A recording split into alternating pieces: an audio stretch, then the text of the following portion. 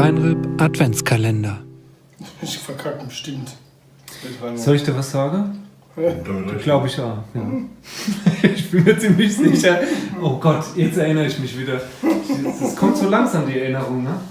Ich kann keine Witze erzählen. Für deine Aufnahme haben wir immer eine halbe Stunde gebraucht. Genau, deswegen. Also. Was für Thema? Um was geht's jetzt?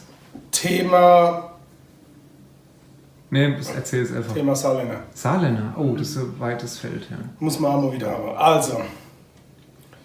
Nachts um 3:30 klingelt es am Telefon.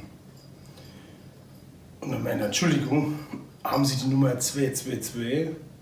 Dann sagt der Anna, naja, ich habe die 222. Das tut mir aber leid, jetzt habe ich extra, vergesse es, ist schon versaut. Ich würde gerne sagen, der Witz wird bestimmt gut, aber ich glaube... Das klingelt noch nicht am Telefon. Das Telefon klingelt. Ist ja egal. Du hast eine Klingel am Telefon. Magst du es nochmal? Oder ich fange nochmal an. Lest dann erstmal durch vielleicht. Er wird bestimmt gut. Komm, Also. du schaffst es. Komm. Nachts um 3:30 klingelt das Telefon.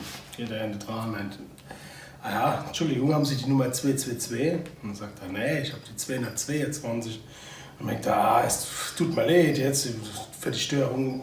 Sagt er, aber ist doch egal, ich habe das Telefon hat sowieso geklingelt, ich habe aufstehen müssen.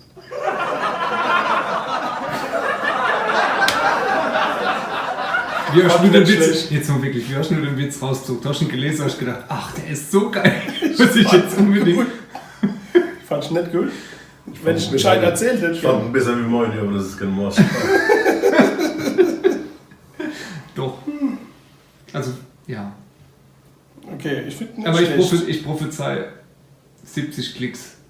Und 60 davon aus Mitleid. www.palzrock.de